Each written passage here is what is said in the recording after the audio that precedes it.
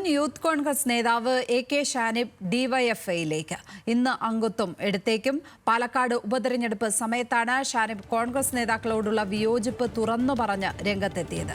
കൂടുതൽ വിവരങ്ങളുമായി പാലക്കാട് നിന്ന് പ്രസാദ് ഉടുമ്പശ്ശേരി ചേരുന്നു. പ്രസാദ്, അങ്ങനെ ഷാനിബ് ഡിവൈഎഫ്ഐക്കാരൻ ആകാൻ പോകുന്നു, എന്തൊക്കെയാണ് വിവരങ്ങൾ?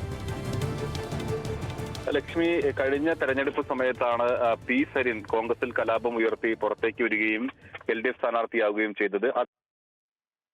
പാലക്കാട് ജില്ലയിലെ വിമതരായി നിന്നിരുന്ന ചില കോൺഗ്രസ് നേതാക്കളും യൂത്ത് കോൺഗ്രസ് നേതാക്കളും വലിയ വിമർശനം പ്രതിപക്ഷ നേതാവ് VD സതീശൻ ഉൾപ്പെടെ ഉള്ളവർക്കെതിരെ ഉയർത്തിയിരുന്നു.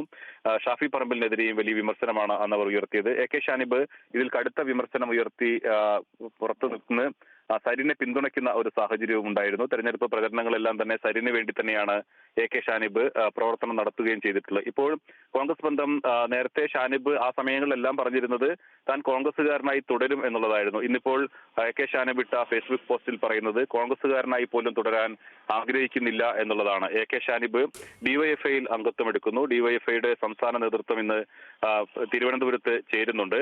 അതിൽ വെച്ച് അംഗത്വം എടുക്കുമെന്നാണ് നമ്മൾ അറിയുന്നത്. എന്തായാലും പൂർണ്ണമായും കോൺഗ്രസ് ബന്ധം ഉപേക്ഷിച്ച് എ.കെ. ഷാനിബ് ഇടതു ചേരിയിലേക്ക് വരുന്നു എന്നുള്ളതാണ്. അതിന്റെ ആദ്യപടിയായാണ് ഡിവൈഎഫ്ഐയുടെ ഭാഗമാകുന്നത്.